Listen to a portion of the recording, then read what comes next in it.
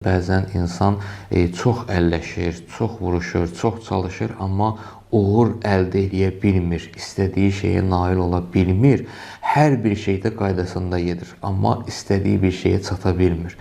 Bu, bəzən insanın belə deyək, çalışmalarında səhv addımlarının nəticəsi olsa da, bəzi hallarda bizim diqqətimizdən kənarda qalan bəzi işlər var ki, o işlər hətta biz istəsək də belə işimizin alınmamasına səbəb olur. Onlardan da biri nədir? Valideynin, yəni ən böyük dəyərlərdən biri olan valideynin, ata və yaxud ananın insandan, övladdan narazı qalması.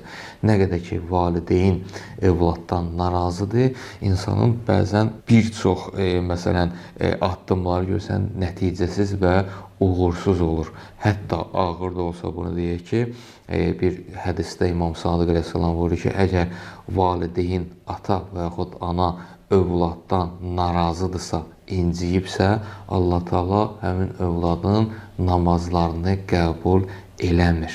Yəni hətta bu dərəcədə, yəni insan ki, Allaha ibadət eləyir, namaz Allaha ibadətdir. Amma valideynin övladdan narazılığı, ondan inciməsi Allahın bu ibadəti qəbul eləməməsinə səbəb olur.